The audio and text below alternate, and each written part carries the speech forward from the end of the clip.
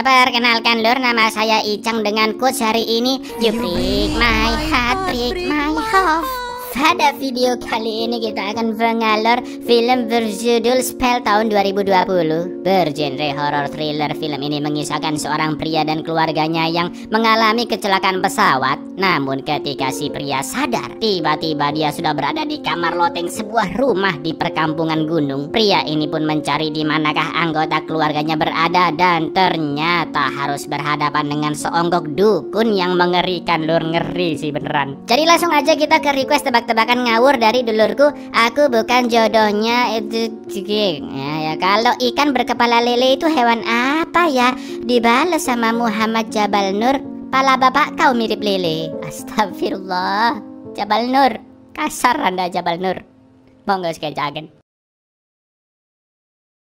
Marquis T. Woods adalah seorang pengacara kelas kakap, ya selevel Hotman Paris lah, dan memiliki keluarga yang harmonis bersama istrinya Feora serta kedua anaknya yaitu Samsara dan Tydon. Pada suatu pagi ketika sedang siap-siap ke kantor, Marquis teringat dengan bekas lukanya karena kekerasan yang dilakukan ayahnya ketika Marquis masih kecil. Begitu Marquis selesai bersiap, pintu kamar Feora error dan membuatnya terkunci di dalam. Feora pun minta tolong dibukakan pintu, kalau perlu didobrak sekalian. Namun Marquis sengaja guyon jika pintu kamar itu seharga $1.500 atau sebanding dengan 22 juta rupiah. Jadi dia tidak mau mendobraknya dan akan menunggu teknisi datang. Feora pun ngomel-ngomel karena dia harus berangkat kerja dan ada rapat di kantor. Sambil mesem-mesem, Marquis akhirnya membuka pintu dengan kunci darurat. Dan scene barusan itu lur, menggambarkan betapa harmonisnya hubungan Marquis dan keluarganya.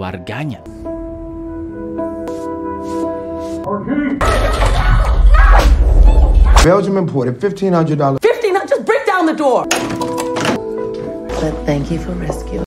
Saat di kantor, Marquis mendapat kabar via telepon jika ayahnya telah meninggal dunia dan Marquis menjadi ahli waris tanah milik orang tuanya. Dia juga harus berangkat ke pemakaman ayahnya di Cypress Ridge yang berada di pegunungan daerah Virginia Barat, Amerika. Seperti yang tadi kita lihat di awal film lur, Marquis sering mendapat kekerasan dari ayahnya yang mana itu membuatnya kabur dari rumah dan Marquis tidak begitu dekat dengan ayahnya. Akan tetapi selain harus mengurus surat-surat tanah, bagaimanapun sebagai anak, Marquis wajib menghadiri upacara pemakaman ayahnya dan juga mengajak anak istrinya ke sana. Sure, I'm sorry news, but you are listed as there matters. I'm afraid I have some bad news about your father. He's passed away. Dance class cancel going. All there is to it. I was a kid, baby. Later and didn't look back. He wasn't a kind man. Sebagai pengacara super tajir melintir, alih-alih naik bis damri atau mobil, Marquis nyetir pesawat sendiri dan membawa keluarganya. Setelah terbang beberapa jam, Marquis pun mendarat di sebuah lapangan udara antah berantah yang memiliki sebuah toko untuk mengisi bensin, beli ciki, sekalian pipis ya kan. Akan tetapi keadaan di toko itu agak sedikit ganjil, mulai dari Marquis yang melihat hewan-hewan diawetkan dan dijual sari-sarinya, bapak-bapak kasir jutek yang menawarkan seonggok jimat, toilet super kemproh bergambar bulan sabit di pintunya, mas-mas mencurigakan yang datang ke pesawat, sampai Pak Polisi Pak Ijo yang bersikap kasar kepada Marquis padahal mereka sekeluarga tidak melanggar apa-apa. Oh iya lur, tadi si bapak kasir nawarin jimat setelah dia mengetahui jika Marquis akan berangkat ke pemakaman ayahnya yang berada di atas kaki bukit. Semoga saja beneran tidak ada apa-apa ya kan. Are you kidding me? You must be rich, huh? Playing up into yonder foothills, is you? Extra along with it? No, Where y'all headed? Cypress Ridge. Setelah itu mereka pun kembali melanjutkan perjalanan dan mau nggak mau untuk mengejar waktu harus terbang melewati hujan badai. Meskipun bekerja sebagai pengacara, masa kecil Marquis yang cukup ekstrim dengan almarhum ayahnya membuat dirinya bisa survival di hutan, bahkan jago menerbangkan pesawat. Marquis pun meyakinkan jika penerbangan akan tetap aman dan bisa melewati badai dengan selamat sampai tujuan. Tapi tiba-tiba, I hope everyone enjoyed it. Seriously, this place is a creep show. Everything's cool.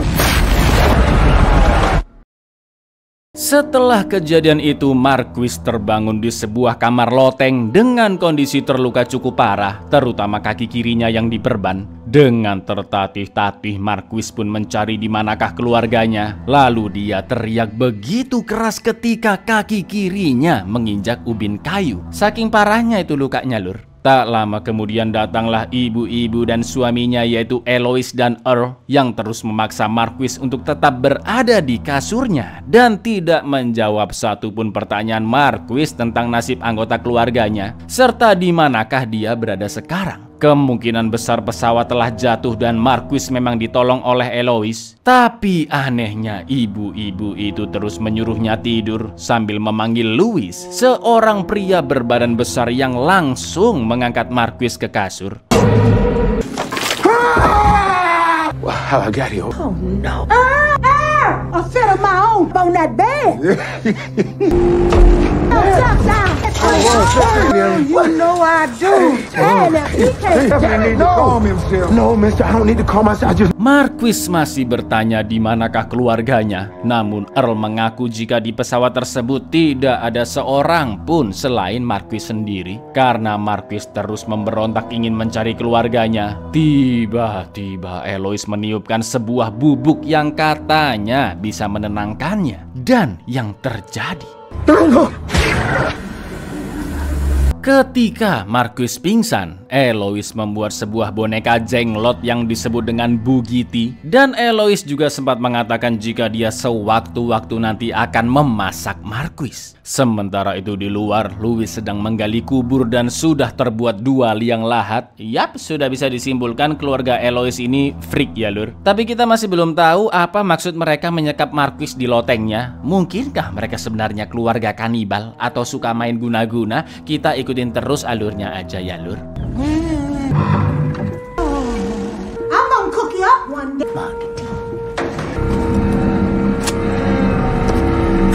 Malam harinya Eloise membangunkan Marquis dengan meniupkan bubuk ajaibnya lagi. Marquis pun berjanji akan memberikan berapapun uang yang dibutuhkan Eloise agar diperbolehkan meminta bantuan via telepon ke rumah sakit, tim SAR atau apapun itulah untuk mencari keluarganya. Akan tetapi Eloise berkata jika dia tidak membutuhkan uang sepeser pun dari Marquis dan di rumahnya juga tidak ada telepon. Lalu Eloise menunjukkan Bugiti yang telah dibuatnya tadi dan menjelaskan jika boneka itu bisa dibuat semirip mungkin seperti Marquis dengan memberikannya darah, potongan kuku, rambut, bahkan spermi dari Marquis. Dan sejauh yang aku lihat, Lur, Bugiti tersebut sudah ditempeli tali potongan jam juga KTP-nya Marquis dan pastinya sudah dikasih darah dari luka di kakinya ya kan. Setelah itu dengan psikonya Eloise pun menambahkan jika dia bisa mengontrol Marquis sesuka hatinya, seakan-akan badannya adalah sebuah boneka. Sebelum meninggalkan ruangan, Eloise menaburkan garam di dekat jendela dan mengaku jika garam tersebut bisa menangkal roh-roh jahat dari luar. Lagi-lagi Marquis belum mendapat alasan jelas mengapa Eloise menangkapnya dan dia juga masih bertanya-tanya bagaimanakah nasib anggota keluarganya sekarang. Telling me you ain't got no telephone? No. Then the more it is you. With blood, nail clippings, hair, mojos, potions, charms. Yeah.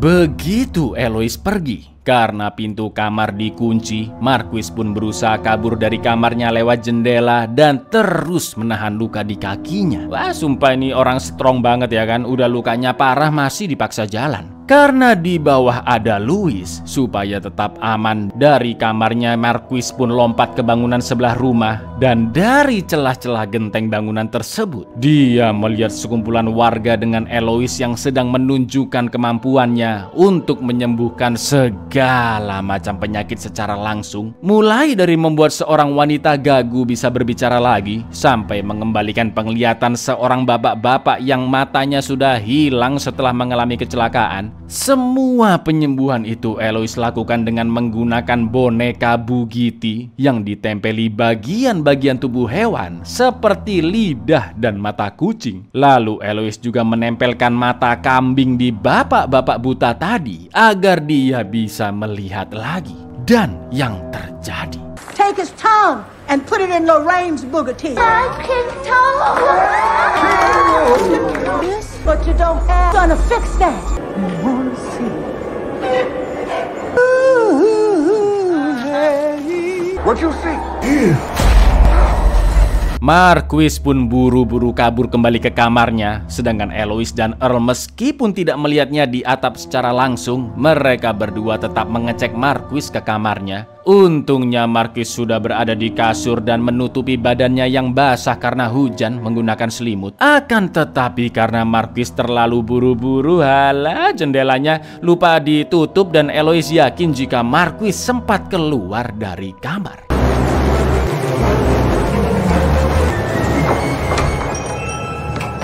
Windows open. Yeah, I needed some air. Is that okay?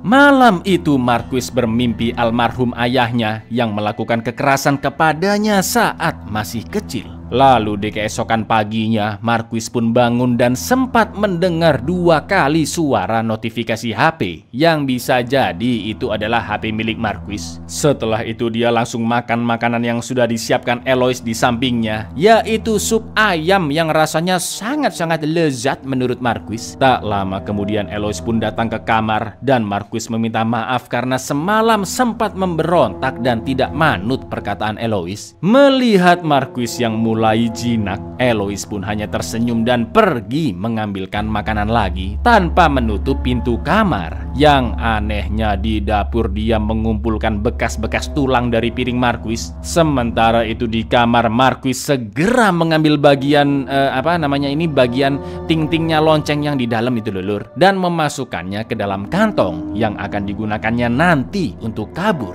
Dan lagi-lagi terdengar suara notifikasi HP. Oh, another. Oh, it's so good, Miss Eloise. Let me get you another.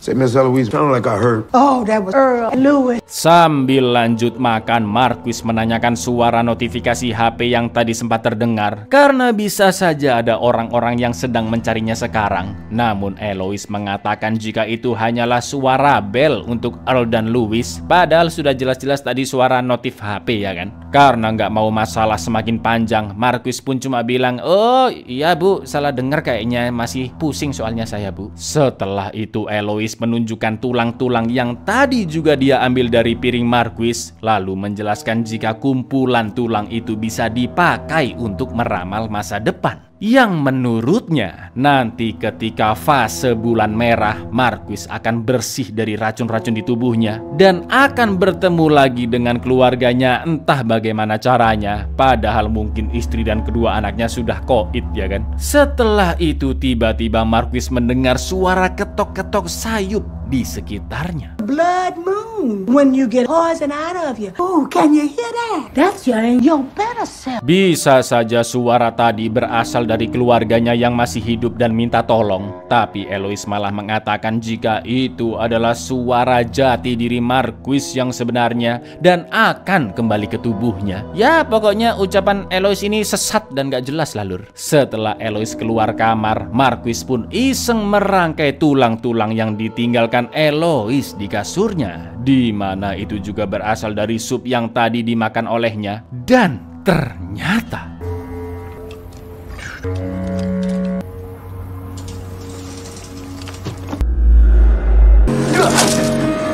laying around. Yeah. tulang tangan manusia dong. Jelas pikiran Marquis langsung traveling karena itu artinya dia sama saja dengan orang-orang kanibal. Lalu Marquis pun berusaha membuka pintu dengan bagian ting-ting lonceng yang tadi dia colong dan akhirnya pintu pun berhasil terbuka. Diam-diam Marquis berusaha kabur di sana sambil terus menahan rasa sakit di telapak kakinya. Namun yang terjadi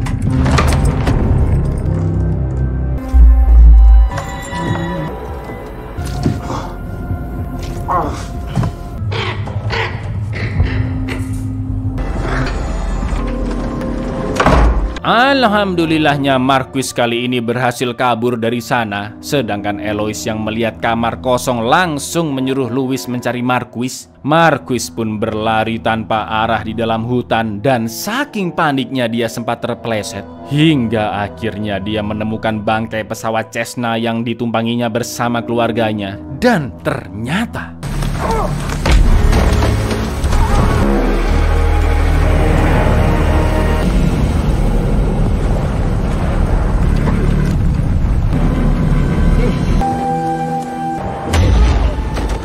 sayangnya Marquis tertangkap oleh Louis dan langsung dikembalikan ke kasurnya di loteng rumah Eloise. Tapi kalau kalian jeli, tadi sempat ada Bogiti berambut keribu yang tertempel di pohon, ya kan?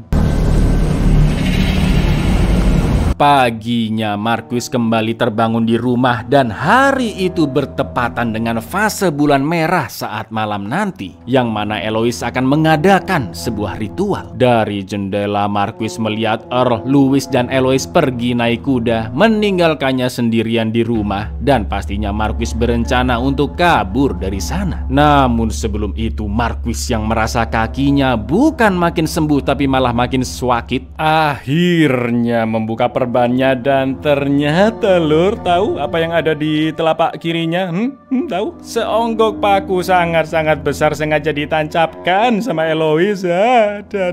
Mana panjangnya kira-kira ada itu hampir 30 cm lah, nembus sampai betis pasti. Sumpah ngeri banget ini lur.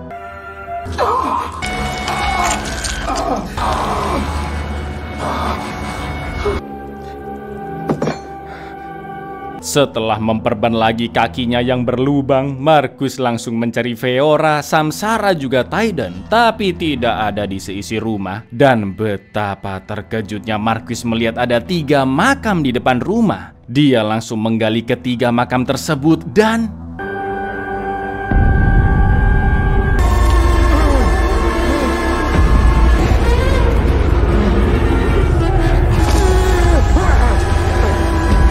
ternyata 3 makam itu berisi bangkai hewan-hewan yang kemungkinan besar adalah tumbal seperti ritual yang kita lihat sebelumnya. Setelah itu Marquis masuk ke gudang di samping rumah dan turun ke basementnya, di mana banyak terdapat mayat-mayat manusia di dalam kotak dengan beberapa anggota tubuhnya yang sudah dipotong dan ditempelkan ke boneka Bugiti, juga buku-buku klinik serta bahan-bahannya. Bahkan ada mayat pria yang anunya dipotong. Selain itu Marquis juga menemukan sebuah foto dan terlihat Eloise, Earl, Louis bersama orang-orang lainnya. Yang anehnya tertera tahun 1860 di foto tersebut.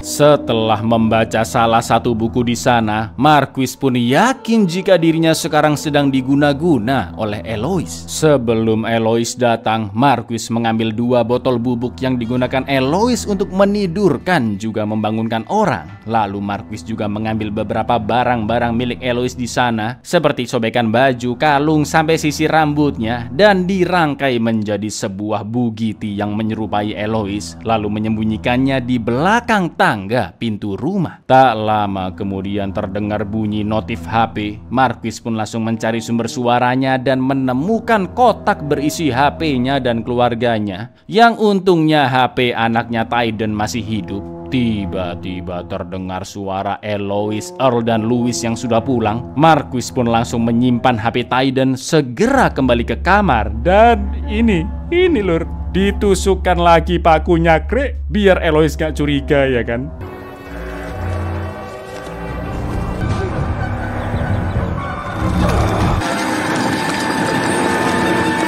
Oh, Miss Eloise. Well, we gonna have to look at that since you're so close. All of this being over. Well, Yeah, it's looking better, right? Ketika Eloise sudah meninggalkannya, Marquis pun langsung membuka HP Tiden yang hanya tersisa 1%. Mesti kok film ini, kenapa nggak 10% gitu loh. Dan karena tidak tahu passwordnya, Marquis akhirnya menelpon 911 dari panggilan darurat dan tersambung dengan Pak Polisi, yaitu Pak Ijo yang sempat menyapanya di pom bensin. Setelah Marquis menjelaskan kondisi serta posisinya sekarang, Paijo pun mengatakan jika istri dan putri Marquis sudah berada di kantor polisi sejak 5 hari lalu dengan penuh luka dan memar, sedangkan Taidon masih belum ditemukan. Paijo yang berada tidak jauh dari kediaman Eloise pun akan segera datang ke sana. Lalu ketika Marquis kembali melepas paku di kakinya dan akan bersiap kabur dari sana, tiba-tiba See and feel that. Big mouth on you. sekarang Marquis tidak bisa bicara dan tidak bisa menggerakkan lengannya, persis seperti Bugitinya yang lidahnya telah dicabut dan juga diikat oleh Eloise. Tak lama kemudian Paijo pun datang dan berbicara dengan Earl, namun Marquis tidak bisa bersuara sama sekali meskipun dia terus berteriak minta tolong, yang akhirnya Paijo sudah keburu pergi. Dengan keadaan lengan yang masih tidak bisa bergerak, Marquis pun mengambil Bugitinya, berikut lidahnya yang terlepas, dan langsung kabur dari rumah itu. Eloise dan Earl sempat melihatnya, namun Louis yang disuruh untuk mengejarnya datang terlalu lama.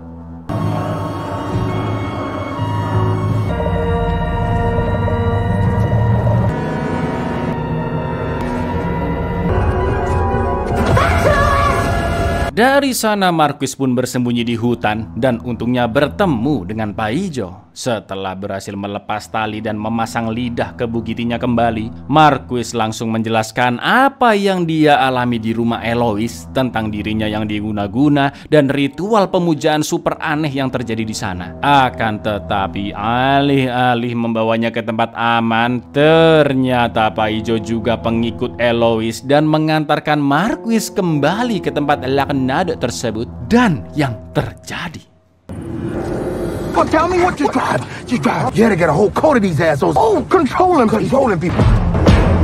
You and your I think we can take it from here. That we work on the way but then. Stop! ternyata bener lur, keluarganya selama ini disekap di situ-situ aja ya kan. Yang alhamdulillahnya masih kelihatan sehat walafiat, tapi kena guna-guna jadi cuma bengong aja. Sementara itu Eloise akan memotong badan Marquis menjadi beberapa bagian dan ditempelkan ke bugiti-bugiti milik orang-orang di desa itu, agar organ-organ tubuh mereka tetap bisa bekerja dengan baik meskipun sudah berumur. Pantes aja ya kan, dari tahun 1860 mereka semua masih hidup di kampung tersebut. Atau dengan kata lain, sudah banyak korban-korban yang dijadikan tumbal. Lalu setelah meniupkannya dengan bubuk penidur, Marquis pun dibaringkan di depan semua orang di sana. Tapi yang terjadi, Might be better than all this home. In the good bottle.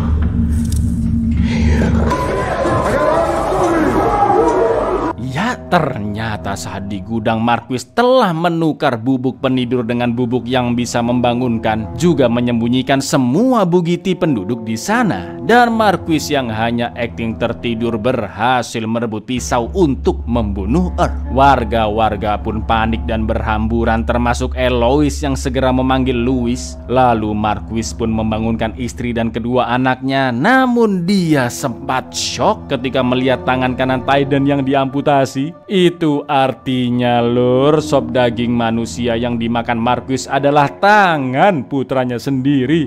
Brr.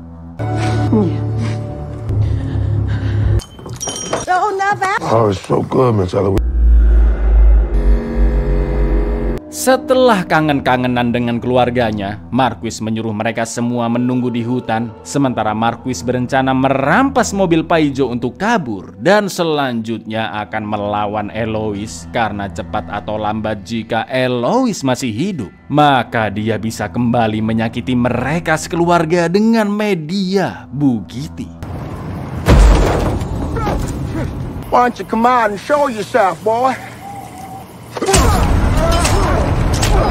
Setelah membunuh Paijo dengan sadis, Marquis kembali ke rumah dan mengambil bugiti yang telah dia sembunyikan di tangga rumah, lalu menenggelamkannya di dalam air. Tak lama kemudian Eloise pun datang bersama para warga dan menyuruh Louis untuk segera menyerang Marquis. Tapi yang terjadi, Louis!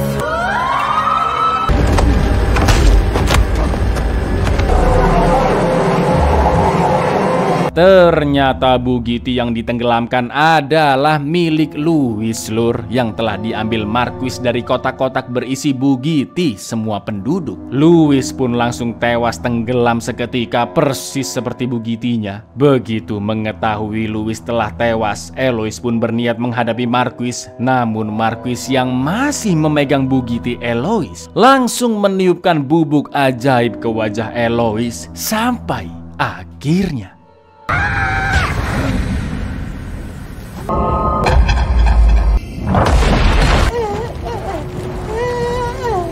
meskipun Eloise telah menyembunyikan Bugatti buatannya sendiri, tapi untungnya Bugatti Eloise buatan Marquis benar-benar bisa digunakan untuk menyerangnya. Eloise yang sudah terluka parah pun meminta maaf kepada Marquis dan memohon untuk ditolong. Kayak gini aja baru melas. Setelah semua yang telah dilakukan oleh Eloise, mulai dari menyekap Marquis, membuat dirinya memakan tangan anaknya sendiri, sampai mengguna-guna satu keluarganya, pastinya Marquis tidak akan meninggalkan Eloise begitu saja. Dan yang terjadi,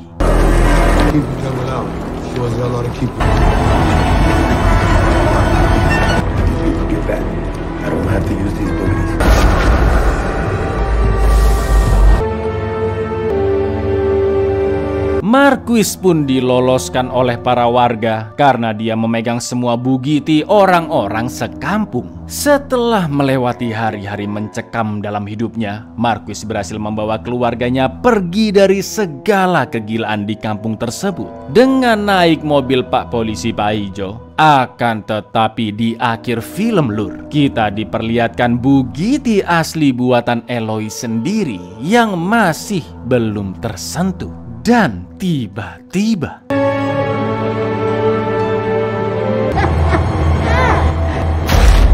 Abuyar. 我是游戏，不是要不是。